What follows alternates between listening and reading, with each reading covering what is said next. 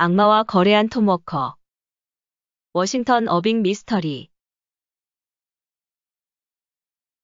매사추세츠주 보스턴에서 몇 킬로미터 떨어진 곳에 굉장히 구불거리면서 몇 킬로미터를 이어지는 작은 만이 있는데 그것은 찰스만에서 시작된 지역의 안쪽까지 이어져 있다. 그 작은 만이 이어지는 곳에는 빽빽하게 나무가 자란 작은 연못이나 늪 같은 것으로 덮여 있다. 그 작은 만의 한쪽에는 아름다운 짙은 색의 수목이 자라 있고 그 반대편에는 물가에서 갑자기 솟아오른 땅이 매우 높은 산등성이까지 이어져 있다. 그 등성이에는 몇 그루의 참나무가 드문드문 서 있는데 그 나무들은 아주 오래되었고 거대한 크기를 가지고 있다. 그런 거대한 나무들 아래에는 옛날 이야기에 따르면 해적키드가 묻어둔 막대한 양의 보물이 묻혀 있다고 한다. 그 작은 만 덕분에 그 유명한 해적은 엄청난 양의 돈을 실은 배를 은밀하게 내륙 깊은 곳까지 가져올 수 있었고 밤을 이용해서 언덕의 아래 부분까지 운반했다. 또한 그 언덕이 매우 높았기 때문에 아래를 굽어보면 주변에 아무도 없다는 것을 확인할 수 있었다. 동시에 그 지역에는 매우 특별한 나무들이 자라 있었기 때문에 나중에 그곳을 다시 찾아내는 것을 어렵지 않게 만들었다. 또한 옛날 이야기에 따르면 그 보물을 묻을 당시 악마가 그 작업을 감시했고 악마 자신이 그 보물을 잘 보호하겠다고 약속했다고 한다. 사실 모두에게 알려졌듯 악마는 보물을 묻는 모든 일에 있어서 그런 역할을 한다. 특히 그 보물이 악한 행위를 통해서 획득된 경우에는 더더욱 그렇다. 하지만 세상 일이 원래 그렇듯 유명한 해적키드는 그 보물을 되찾으러 오지 못했다. 그 보물을 묻은 직후 보스턴에서 잡힌 그는 영국으로 송환되었고 해적 행위에 대한 벌로 교수형에 처해졌다. 1727년경 보스턴을 포함한 뉴잉글랜드 지역 전체에 지진이 일어났고 그로 인해서 평소 당당하게 걸어다니던 아주 많은 죄인들이 다리를 떨며 무릎을 꿇어야만 했다. 그 지역 근처에는 불쌍하고 인색한 톰 워커라는 사람이 살고 있었다. 그에게는 그 자신만큼이나 인색한 부인이 있었고 두 사람은 너무나도 인색하고 탐욕스러웠기 때문에 부부가 서로를 속이는 일도 많았다. 그녀는 무엇이든 손에 넣게 되면 그것을 남편에게 숨겼다. 그녀가 재빨리 새롭게 낳은 달걀을 알아차리고 그것을 숨기기 전까지 암탉은 제대로 울 수도 없었다. 남편은 부인의 비밀스러운 보물이 어디에 있는지 탐지하려고 끊임없이 부인을 염탐했고 부부의 공동 재산이 무엇인가에 대한 이야기가 나오면 격렬하고 지치지 않은 갈등이 벌어졌다. 그들은 쓸쓸해 보이는 집에서 살고 있었는데 외딴 곳의 그 집에서는 배고픔의 분위기가 언제나 풍겼다. 불임의 상징인 사비나양 나무가 그 집 근처에 몇 그루 서 있었다. 그 집의 굴뚝에서 연기가 흘러나온 적은 한 번도 없었고 그 집 현관 앞에 여행자가 멈춘 적도 없었다. 비참한 말 한 마리가 이끼로 뒤덮인 근처 들판을 걷고 있었다. 그 말의 갈비뼈는 석쇠처럼 또렷한 모양을 드러내고 있었고 허기에 지쳐 비틀거리고 애타고 괴로워하고 있었다. 그 들판의 이끼조차도 다양한 크기를 가진 날카로운 돌덩이들을 가려주지는 못했다. 그 말은 가끔씩 울타리에 머리를 기대고 지나가는 사람을 애처로운 눈길로 바라보기도 했다. 기근과 굶주림의 땅에서 자신을 구원해달라는 눈길처럼 보였다. 그 집과 그 집 안에서 사는 사람들 모두 대단한 악명을 가지고 있었다. 톰 워커의 부인은 키가 크고 성미가 사나웠고 거칠고 흉포한 성질에 큰 소리로 떠들고 강한 팔뚝 힘을 자랑했다. 그녀가 남편과 거친 말싸움을 벌이는 동안에도 그녀의 목소리가 뚜렷하게 들렸고 그럴 때 그녀의 얼굴을 보면 부부 사이의 갈등이 그냥 말싸움으로 끝나지 않을 수도 있다는 생각이 들었다. 그렇지만 그 누구도 두 사람 사이에 끼어들 엄두를 내지 못했다. 보통 그들의 외로운 싸움은 끔찍한 비명소리와 때리고 핥히는 소리와 함께 수그러들었다. 그리고 톰 워커가 집을 나서며 불화와 갈등의 공간을 비스듬히 노려보며 마치 총각인 것처럼 혼자 있다는 것을 즐기며 멀리 걸어갔다. 어느 날 톰 워커가 집에서 멀리 떨어진 지역으로 외출을 했다가 본인 스스로 지름길이라고 생각한 길을 통해서 집으로 갔다. 그 길은 근처 연못을 지나치는 길이었다. 다른 지름길들과 마찬가지고 그 길은 잘못된 선택이었다. 연못 근처에는 음침해 보이는 거대한 소나무들과 솔송나무들이 빽빽하게 덮여 있었고 그 나무들 중 몇몇은 30m 이상 자라 있었기에 대낮에도 그 지역은 어두침침했다. 그곳은 근처 부엉이들이 모여드는 곳이었다. 연못 근처의 늪과 구덩이, 수렁이 가득했고 잡초들과 이끼로 덮여 있었는데 초록색 표면으로 보이는 곳을 잘못 디디면 진득한 검정 진흙 속으로 빠져들 수 있었다. 그리고 이상하게 보이는 웅덩이와 올챙이들과 황소개구리들, 물뱀들이 잔뜩 몰려있는 구덩이, 악어들이 낮잠을 자고 있는 듯 보이는 진창, 거대한 소나무와 솔송나무 줄기들이 반쯤은 가라앉은 구덩이가 있었다. 톰 워커가 몇 시간 동안 그렇게 위험한 지역을 조심스럽게 지나갔다. 나뭇가지와 나무뿌리들 뭉치에서 뭉치로 발을 옮기며 앞으로 걸었다. 진창과 습한 구덩이로 가득한 그곳에서 불안한 발걸음을 지탱할 수 있는 유일한 방법이었다. 아니면 그는 고양이처럼 조심스러운 걸음으로 쓰러진 커다란 나무줄기를 타고 움직였다. 그러다가 가끔씩 작은 새들이나 야생오리가 황폐한 연못 속에서 튀어나와 지저귀고 꽥꽥거리는 소리를 질러 그를 놀라게 하기도 했다. 마침내 그는 비교적 단단한 땅에 도달할 수 있었다. 깊은 연못과 늪의 한가운데 있는 작은 반도처럼 보이는 곳이었다. 그곳은 최초의 미국 정착민들이 미국 원주민들과 싸울 때 원주민들의 중요한 거점으로 사용된 곳이었다. 원주민들은 그곳에 일종의 요새를 건설했는데 어떤 방향에서 보더라도 그 요새는 난공불락인 듯 보였다. 원주민들은 그곳을 여자들과 아이들을 위한 피신처로 사용했다. 그러나 그곳에 남은 것들 것, 주변의 평평한 땅으로 서서히 낮아지며 이어지는 몇 개의 제방 정도였다. 요새가 있던 자리에는 이미 참나무 등을 비롯한 다양한 나무들이 서 있었고 어두운 소나무와 솔송나무의 이파리들이 연못의 푸른 물과 또렷한 대비를 이뤘다. 톰 워커가 그 낡은 요새터에 도착한 것은 노을이 지는 늦은 오후였고 그는 그곳에 멈춰서 휴식을 취하기로 했다. 그를 제외한 그 누구라도 그런 우울하고 쓸쓸한 장소 근처를 돌아다니는 것을 꺼려했을 것이었다. 미국 원주민과의 전쟁 시기 이후로부터 전해지는 이야기가 보통 사람들에게는 매우 익숙했는데 그 이야기에 의하면 야만적인 원주민들이 그곳에서 마술을 부리고 악령에게 희생제물을 바치는 의식을 행했다. 하지만 톰 워커는 그런 종류의 엉터리 미신으로 인해서 불편함을 느끼는 종류의 사람이 아니었다. 그가 쓰러진 솔송나무의 줄기에 몸을 기대고 잠시 동안 휴식을 취하며 청개구리의 불길한 울음소리를 들었다. 그가 가끔씩 지팡이를 들어서 발 근처에 있는 검정 곰팡이가 쌓인 곳을 내리치기도 했다. 그가 아무 생각 없이 지팡이로 땅을 헤집던 중 뭔가 딱딱한 것이 지팡이에 부딪혔다. 그는 곰팡이와 이끼로 가득한 더미에서 그것을 긁어냈다. 그의 눈앞에 드러난 것은 원주민들의 손도끼가 한가운데 박혀 좌우로 갈라진 두개골이었다. 손도끼에 생긴 녹을 보면 그 치명적인 타격이 가해진 후 얼마나 많은 시간이 흘렀는지 알 수 있었다. 그 두개골은 미국 원주민 전사들의 최후의 토대였던 곳에서 벌어진 격렬하고 잔인한 전투의 음산한 기념물이었다. 이런 빌어먹을 톰 워커가 외쳤다. 그리고 두개골에 묻은 먼지와 진흙을 털어내려고 그것을 발로 찼다. 그 두개골을 그냥 놔둬. 거칠게 쉰 목소리가 들렸다. 톰 워커가 시선을 들자 바로 앞 맞은편에 거대한 덩치의 검은색 남자가 나무의 그루터기에 앉아있는 것이 보였다. 그는 경악할 정도로 놀랐다. 왜냐하면 누군가 다가오는 것을 보지도 못했고 그런 소리도 듣지 못했기 때문이었다. 몰려오는 저녁의 어둠으로 인해서 주변이 어두웠지만 그 낯선 사람을 똑바로 바라보면서 그가 원주민이나 흑인이 아니라는 것을 깨달은 톰 워커가 더욱 놀랐다. 그는 거친 원주민의 옷을 걸치고 붉은 허리띠 도는 청 같은 것을 허리에 두르고 있었다.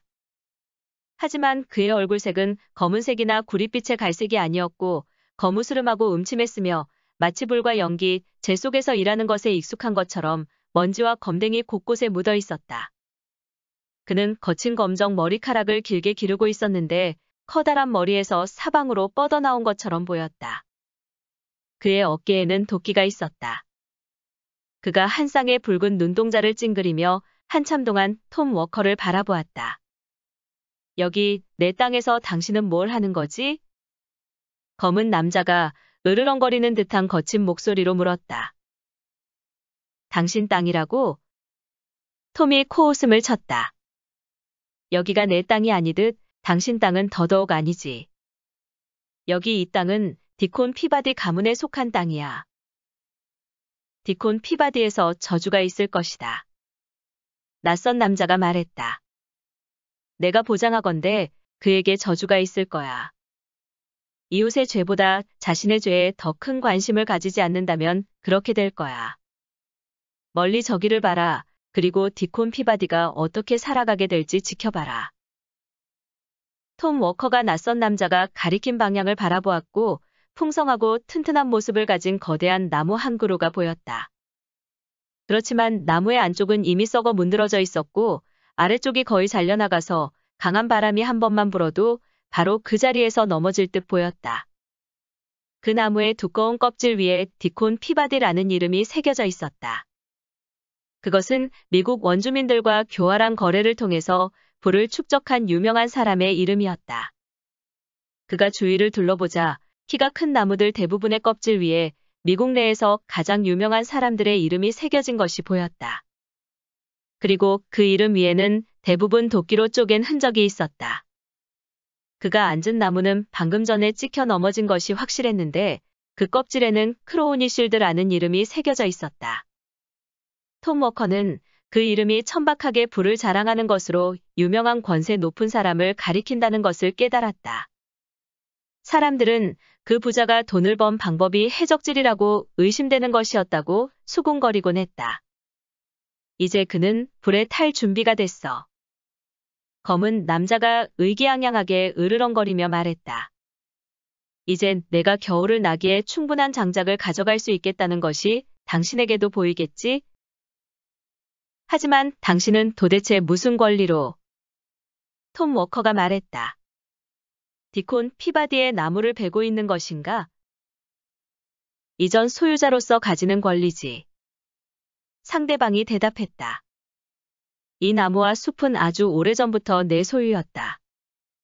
너희 하얀 얼굴을 가진 종족이 이 땅에 첫 번째로 발을 내디디기도 훨씬 전부터 내 소유였지. 이런 세상에나 혹시 말해줄 수 있다면 당신은 누군가? 톰 워커가 말했다. 아, 나에게는 이름이 여러 개가 있지. 어떤 나라에서 나는 야생의 사냥꾼이야. 다른 나라에서는 검은 광부이기도 하고. 이 근처에서 나는 검은 나무꾼이라는 이름으로 알려져 있어. 붉은 피부를 가진 사람들이 바로 이곳에서 나를 위한 마법 의식을 행했고 나에게 바치기 위해서 그들은 여기에서 하얀 얼굴 가진 사람들을 불태웠지. 달콤한 냄새가 나는 희생 제물이었지.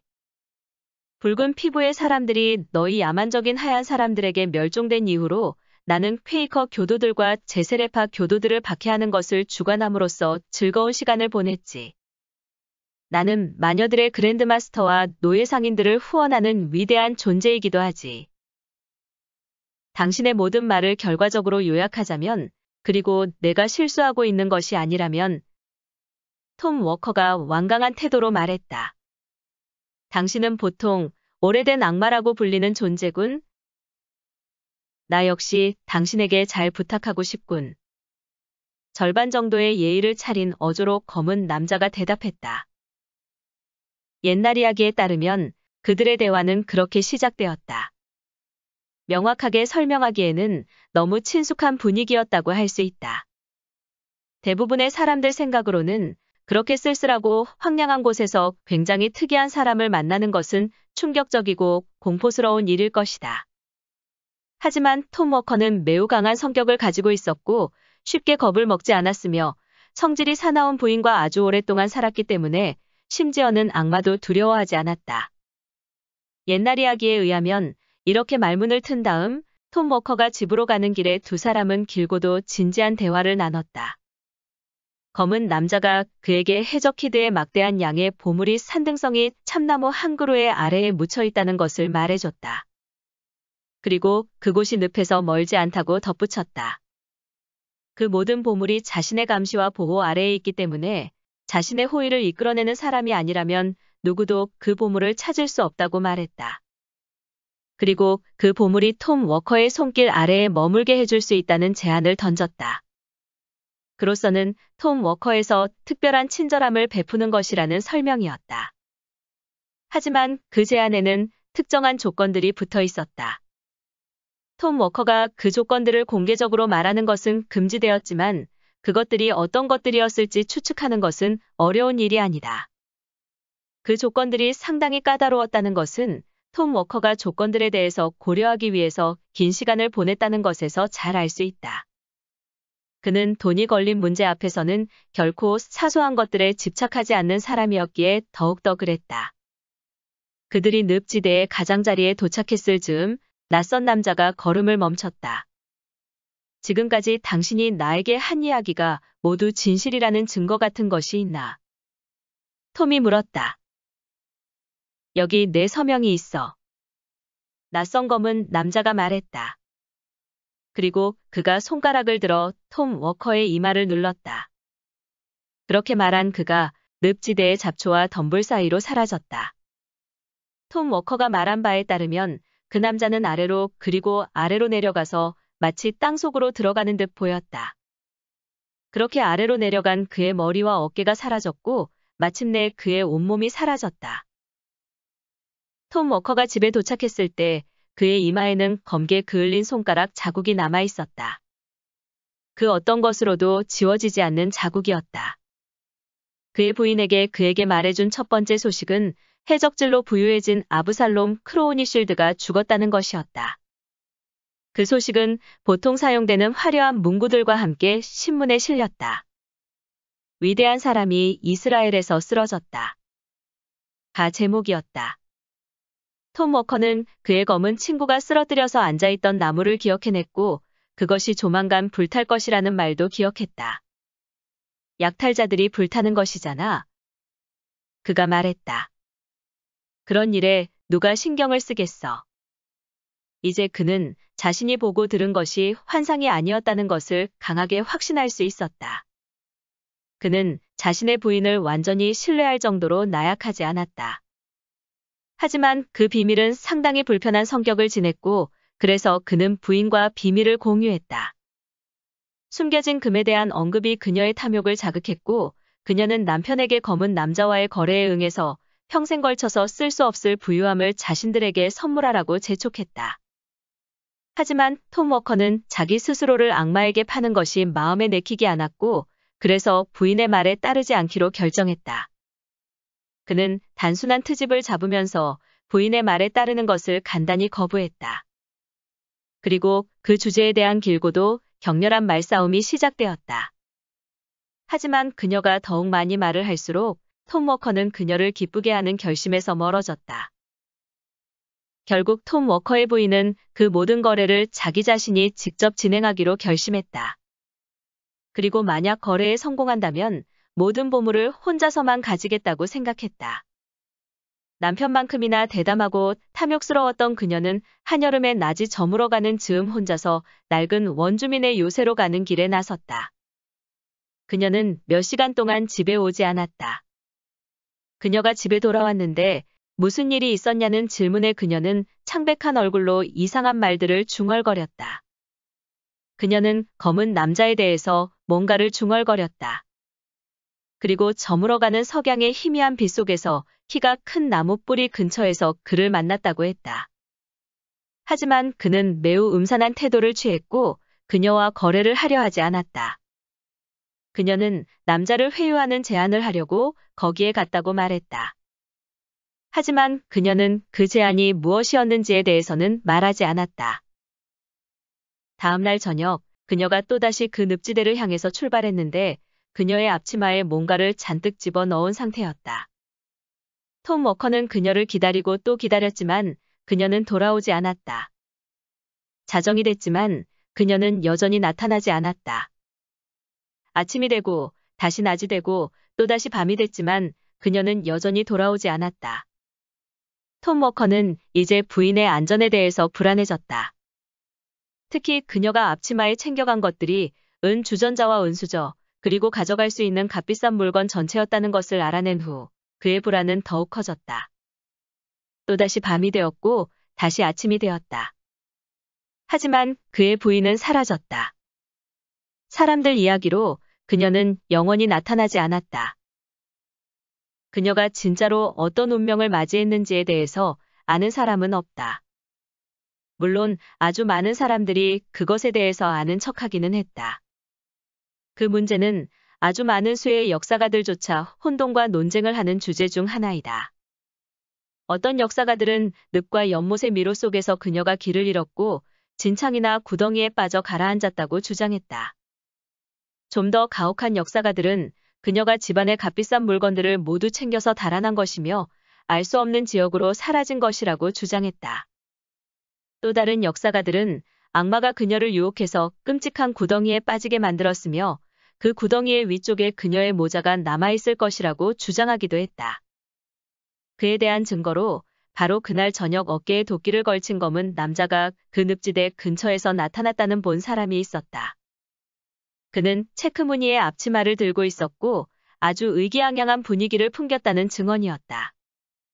가장 설득력이 있는 최신의 이야기에 따르면 톰 워커가 자신의 부인과 집안의 귀중품들의 운명에 대해서 불안함을 느낀 나머지 부인과 물건들을 찾으러 직접 오래된 원주민 요새로 떠났다. 길고 더운 여름의 오후 즈음 그가 그 음침한 장소에 도착했다. 하지만 그의 부인은 보이지 않았다. 그가 계속해서 그녀의 이름을 불렀지만 그녀의 목소리는 어디에서도 들리지 않았다. 산새들만 그의 목소리에 반응했고 그가 소리치는 사이 길게 울부짖으면서 그의 곁을 지나갔다. 그리고 근처에 있는 연못에서는 황소개구리가 애절하게 울었다. 마침내 옛날 이야기에 의하면 노을의 갈색 시간이 되었고 부엉이들이 나뭇가지에 자리를 잡고 박쥐들이 여기저기서 날아오를 무렵 편백나무 한 그루 근처에서 시체를 먹는 까마귀가 부르짖는 소리가 들렸고 그가 그쪽으로 시선을 돌렸다. 그가 고개를 들어 위쪽을 보자 나뭇가지 사이로 체크무늬 앞치마에 묶인 물건이 보였다. 그리고 바로 그 옆에는 마치 그것을 지키고 있는 듯 거대한 독수리가 앉아 있었다. 그가 기쁨으로 날뛰었다. 그것이 부인의 앞치마라는 것을 알아봤고 그 안에 있는 것들이 자신의 귀중품들이라고 생각했기 때문이었다. 이제 저 귀한 것들을 잡아채야지. 그가 안심이 된다는 듯 스스로에게 말했다. 그리고 이제는 마누라 없이도 저것들을 가질 수 있겠구나.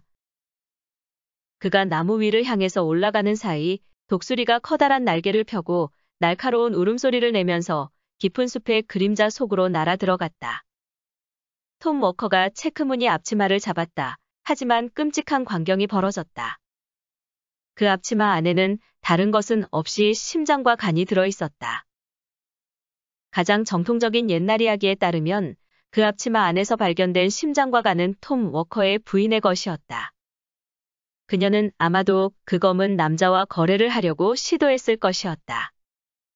그녀의 남편과 거래를 하는 것에 익숙했으니까.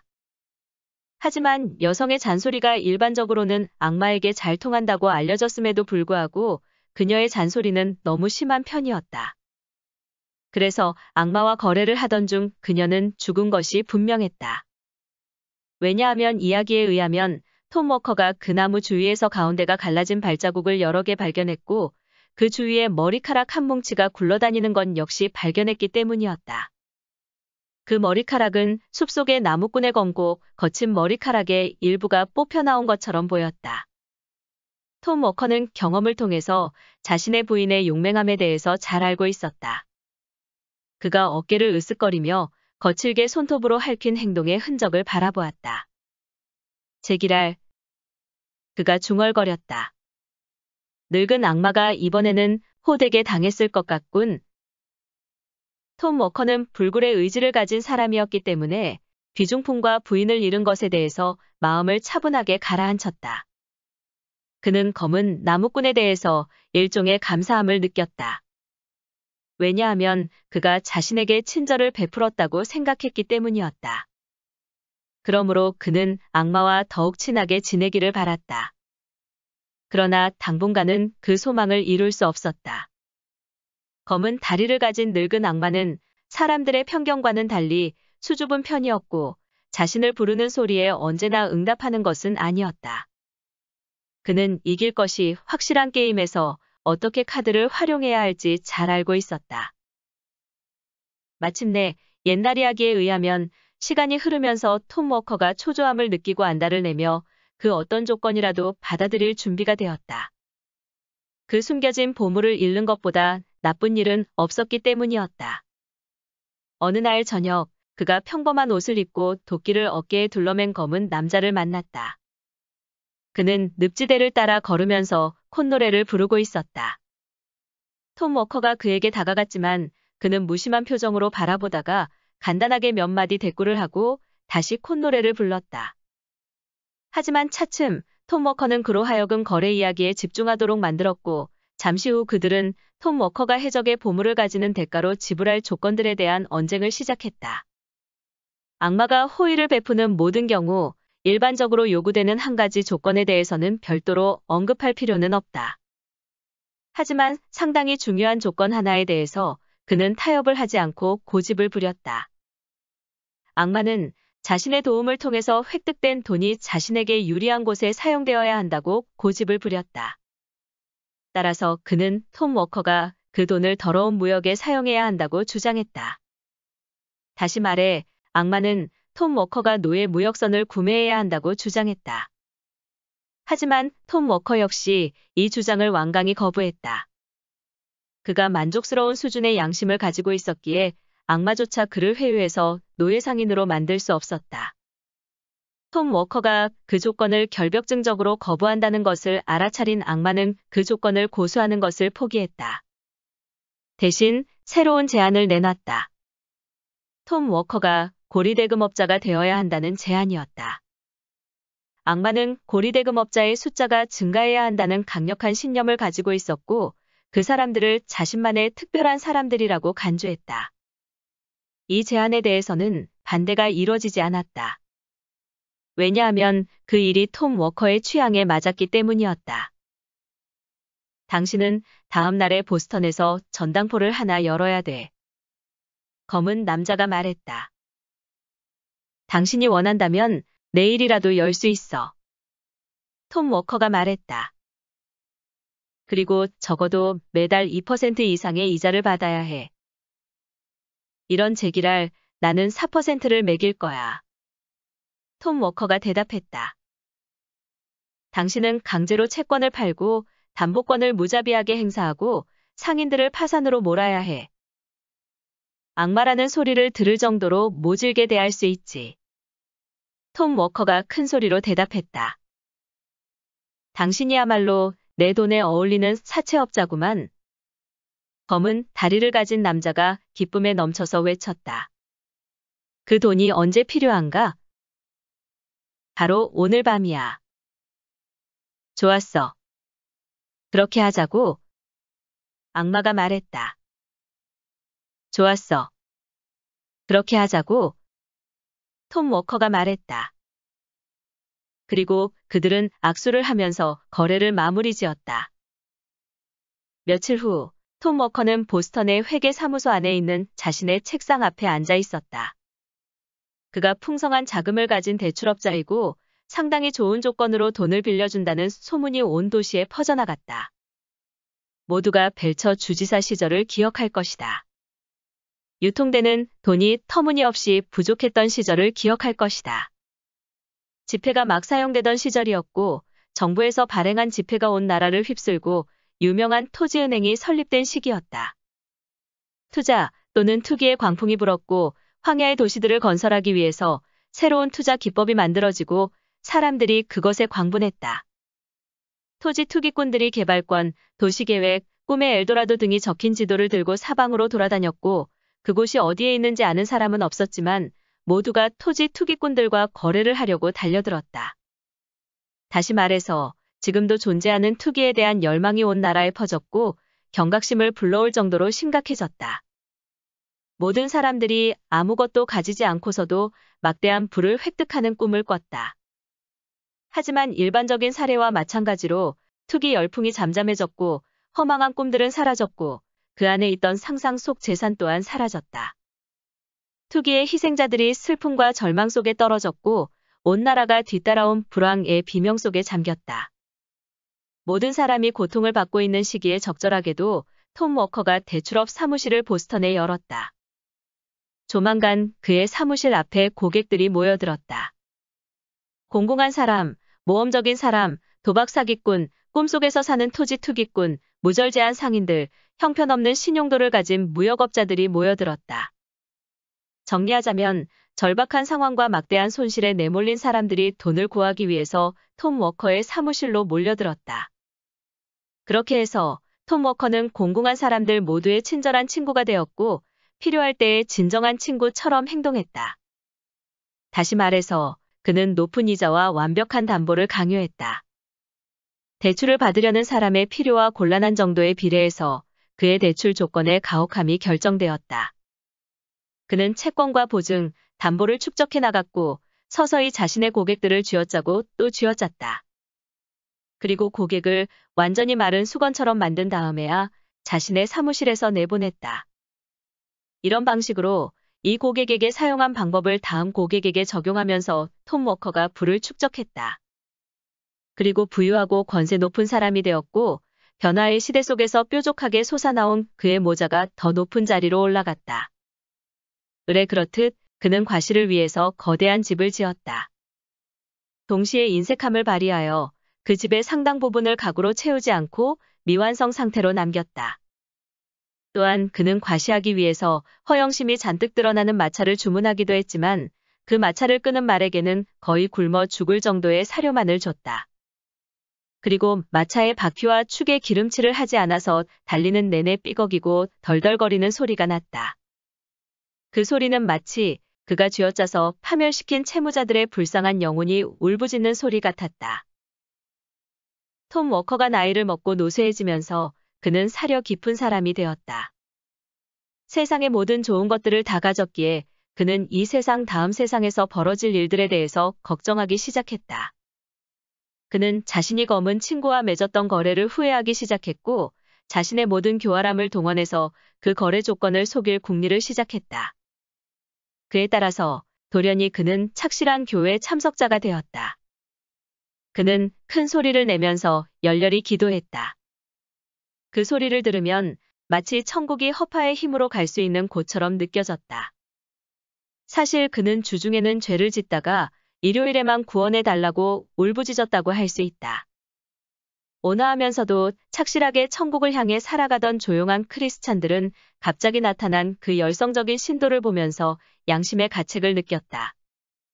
그 새로운 신도는 조용한 크리스찬들이 지금까지 쌓아온 신앙을 순식간에 따라잡고 압도했다. 톰 워커는 금전적인 문제에 있어서는 매우 완고하고 종교적이었다.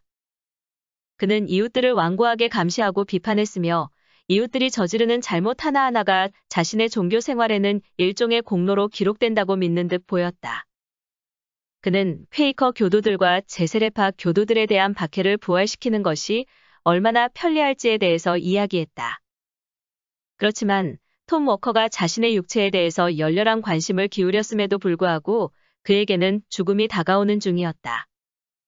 결국 악마가 정해놓은 시한이 다가오고 있었다. 그는 불시에 죽음이 닥쳐오는 것에 대비했다.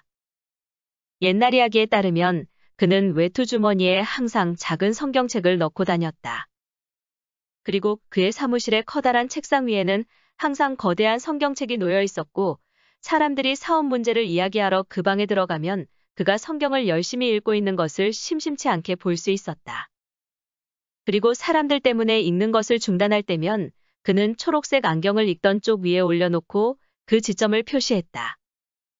그렇게 한 다음 그는 고개를 돌려서 가혹한 고리대금 조건에 대해서 말하기 시작했다.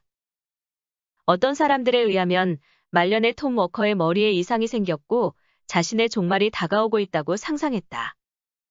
그는 말에 새 안장과 발굽, 재갈을 씌웠고 자신을 묻을 때는 반드시 다리를 위로 올리라고 말했다. 왜냐하면 그의 생각으로 최후의 날에는 세상의 위아래가 뒤바뀔 것이기 때문이었다. 그럴 경우 그는 출발할 준비를 마친 말이 항상 옆에서 대기하고 있어야 한다고 생각했다. 그리고 최악의 경우 오래된 검은 친구가 자신을 찾아왔을 때 말을 타고 도망치겠다고 결심했다. 하지만 그것은 그저 노인들의 수다나 우화 같은 것일 듯하다. 왜냐하면 그가 정말로 그런 안전장치를 해놓았다면 그것들은 아무 소용이 없었기 때문이었다. 가장 정통적인 옛날 이야기에 따르면 그의 이야기는 이런 식으로 마무리되었다.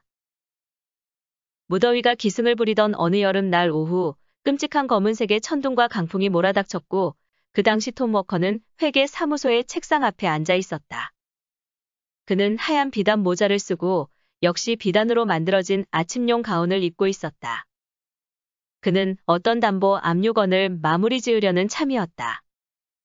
그 건이 마무리되면 언제나 그와 친구라고 떠들고 다니던 한 명의 불운한 토지 투기꾼은 완벽하게 파산하는 것이었다.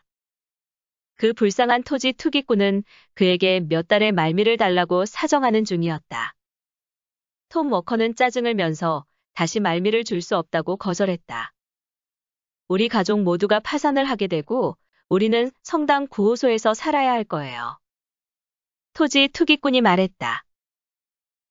자비라는 것은 언제나 집에서 시작되는 것이 좋죠. 톰 워커가 대답했다.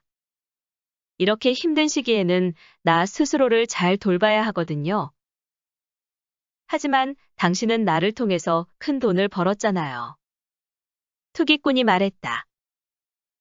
톰 워커가 인내심과 동정심을 잃고 외쳤다. 만약 내가 한 푼이라도 돈을 번 것이 있다면 악마가 나를 데려갈 거예요. 바로 그 순간 거리로 통하는 현관문을 거칠게 두드리는 소리가 3번 울렸다. 그는 누가 왔는지 보려고 밖으로 나갔고 검은 남자가 검은 말에 고삐를 쥐고 서 있었다. 말이 초조한 듯 울면서 발을 구르고 있었다. 톰 워커 씨, 당신을 모시러 왔습니다. 그 검은 친구가 투덜대듯 말했다. 톰 워커가 급하게 뒤로 물러났지만 너무 늦은 행동이었다. 그의 작은 성경책은 옷걸이에 걸린 외투 주머니 속 깊은 곳에 있었고 그의 커다란 성경책은 책상 위 방금 전에 마무리하려고 한 채권 증서에 묻혀 있었다. 죄인들 중 그처럼 불시에 습격을 당한 사람은 없었다.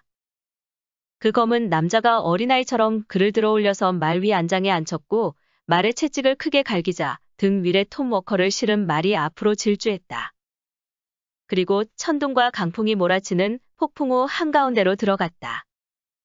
그렇게 톰 워커가 멀리 끌려가면서 온 도시의 거리를 질주하는 동안 그의 하얀 비단 모자가 위아래로 들썩였고 하얀 비단 가운이 바람에 휘날렸고 말의 발군이 보도를 강타할 때마다 불꽃이 튀어올랐다.